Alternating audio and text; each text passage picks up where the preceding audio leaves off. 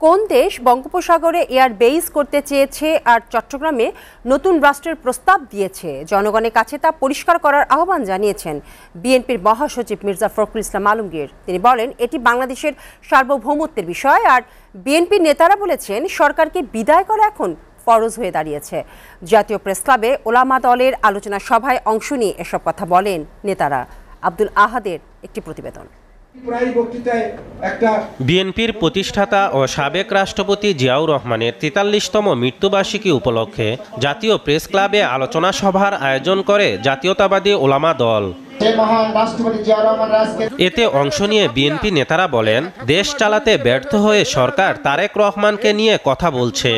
আজকে যে পুলিশরা আমাদের উপরে দমন নীতি চালান, আমাদেরকে মারেন, ধরেন, যা মন চায় তাই করেন, এই বেনজিরের অনুসারীরা এই ডিএমপি প্রতিষ্ঠিত করেছে শহীদ জিয়াউর রহমান বিরুদ্ধে। ঢাকা মেট্রোপলিটন পুলিশ তাদের প্রতিষ্ঠা বার্ষিকীতে জিয়াউর রহমানের নামটা তারা উচ্চারণ করে না।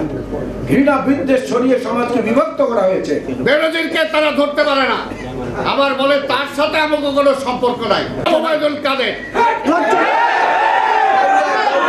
আজকে মিথ্যা কথা বলে, আজকে এটা ভণ্ড। যখনই দেশ চালাতে পারে না তখনই বলে তারেকরে আনতেছি। এবার তারেক কি করছে, তারেক কি করছে?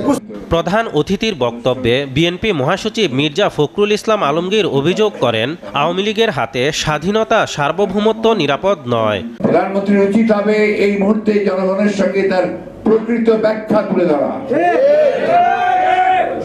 তারা এটা চাইছে এবং কেন চাইছে, আর আপনারা কেন এটাকে এতদিন পরে প্রকাশ করছেন, এটা আমরা জানতে চাই। কারণ আমাদের বাংলাদেশ স্বাধীনতা সার্বভৌমত্বের প্রশ্ন, এটা আমাদের সার্বভৌমত্বের প্রশ্ন। আপনাদের হাতে স্বাধীনতা কোনোদিনই নিরাপদ না। সাবেক আইজিপি বেনজির আওয়ামী লীগের ক্ষমতা ধরে রাখতে বিরোধী নেতাকর্মীদের উপর সর্বশক্তি নিয়োগ করেছে বলেও অভিযোগ করেন বিএনপি মহাসচিব।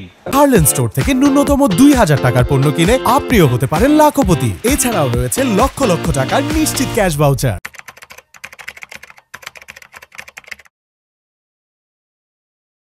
Herlan, your authentic cosmetic store. ভারতবর্ষে ভোটের অধিকার আছে বলে কিন্তু তারা অন্তত ওই যে মোদী ৩ বার একেবারে নিরঙ্কুশ সংখ্যা গরিষ্ঠতা পেয়ে ক্ষমতায় যাওয়ার যে ইচ্ছা বাসনা, সেটাকে কিন্তু তারা রোধ করে দিয়েছে।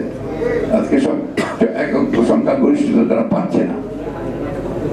সেই অবস্থাটা আমাদেরকে খেয়াল করে আমাদেরকে আজকে আবার নির্বাচন ব্যবস্থাকে ফিরিয়ে আনতে হবে। আব্দুল আহাদ, এসটিভি, ঢাকা।